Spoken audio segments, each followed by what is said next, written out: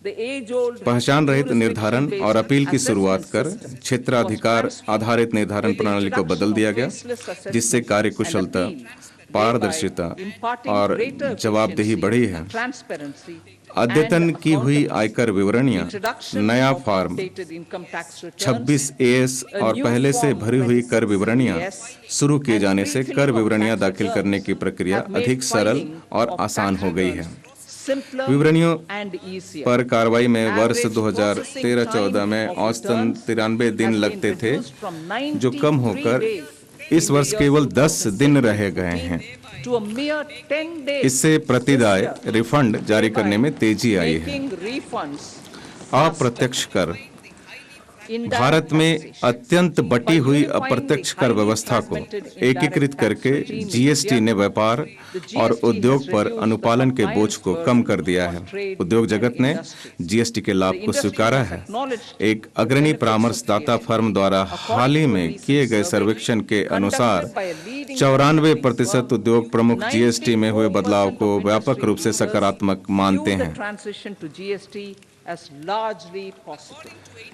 सर्वेक्षण में प्रश्नों के उत्तर देने वाले 80% प्रतिभागियों के अनुसार इससे आपूर्ति श्रृंखला ऑप्टिमाइज हुई है, क्योंकि टैक्स आर्बिट्राज और ऑक्ट्राई के हटने के परिणाम स्वरूप राज्यों और शहरों की सीमाओं से चेक पोस्ट हट गए हैं।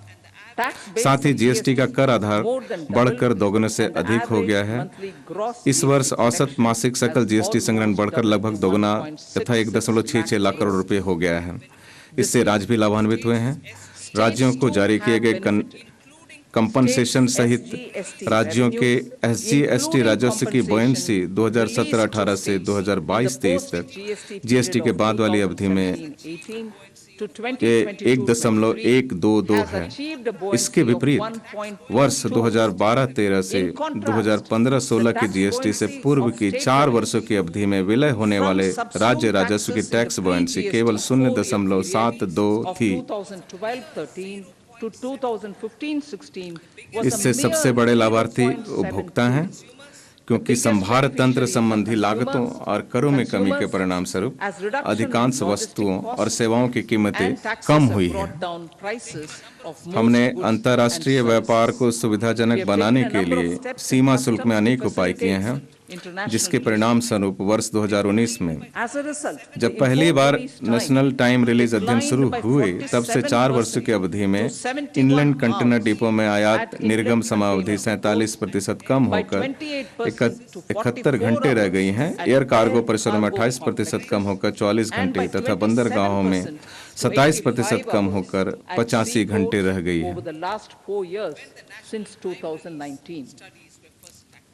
When the national time release studies were कर प्रस्ताव tax proposals कर प्रस्तावों के संबंध में परंपरा के अनुरूप मैं कराधान के संबंध में किसी भी बदलाव का प्रस्ताव नहीं कर रही हूं और प्रत्यक्ष कर तथा आयात शुल्कों सहित अप्रत्यक्ष करों के संबंध में कर दरें यथावत बनाए रखने का प्रस्ताव कर रही हूं।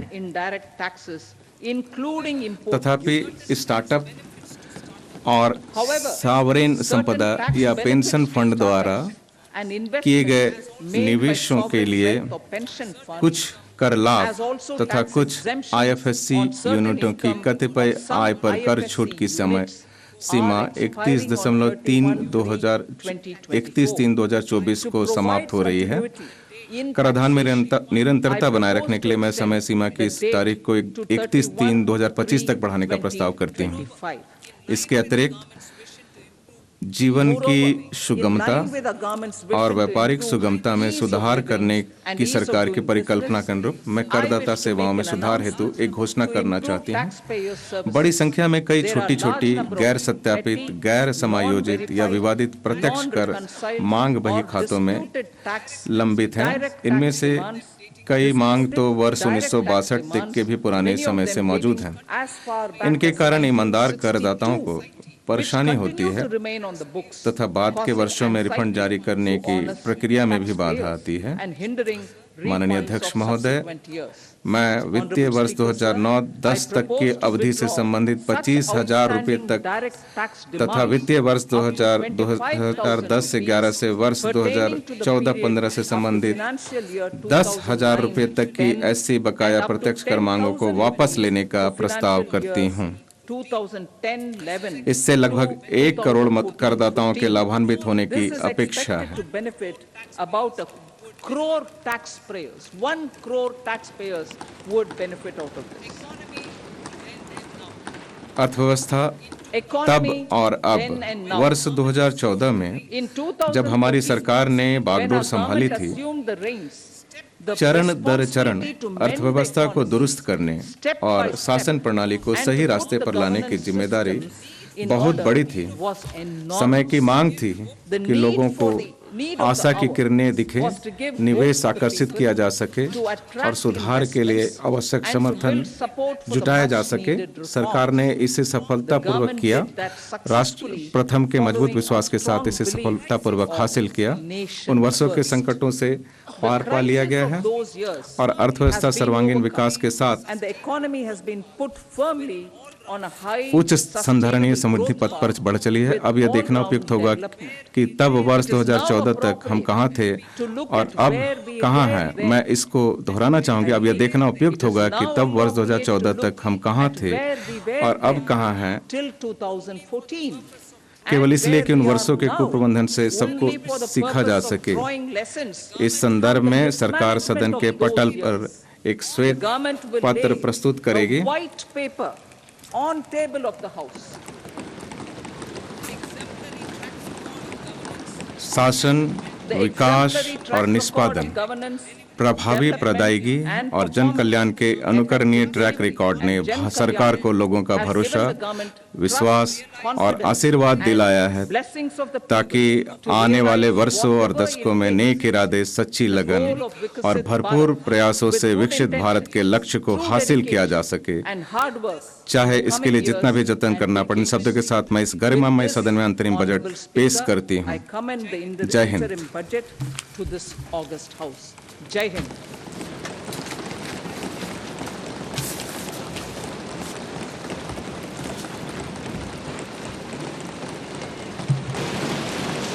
Item number 2। मद संख्या 2। Item number 2 Shrimati Nirmala Sitharaman ji. महोदय, मैं आपकी अनुमति से So with your permission, राज्य वित्तीय उत्तरदायित्व तथा बजट प्रबंध FRBM अधिनियम 2003 की धारा 3(1) के अंतर्गत निम्नलिखित विवरण सभा पटल पर रखती हूँ। मध्यम अवधि राज्य वित्तीय नीति, सह राज्य वित्तीय नीति युक्ति संबंधी विवरण और बृहद आर्थिक रूपरेखा संबंधी विवरण। मद संख्या 3। आइटम नंबर महोदय, आपकी अनुमति से मैं प्रस्ताव करती हूँ कि वित्त विधेयक 2024 को प्रस्तावित करने की अनुमति दी जाए। ये कि विधेयक को पुनर्स्थापित करने की अनुमति प्रदान की जाए। जो सदस्य इसके पक्ष में हाँ कहें, जो सदस्य विरोध में ना कहें। मेरे विचार में निर्णय हाँ वालों के पक्ष हुआ। हाँ वालों के पक्ष हुआ। माननीय मंत्री जी, विधेयक को पुनर्स्थापित करें। महोदय, मैं विधेयक प्रस्तापित करती हूँ। सभा की कार्रवाई शुक्रवार दिनांक 2 फरवरी 2024 को प्राप्त 11 बजे तक के लिए स्थगित की जाती है।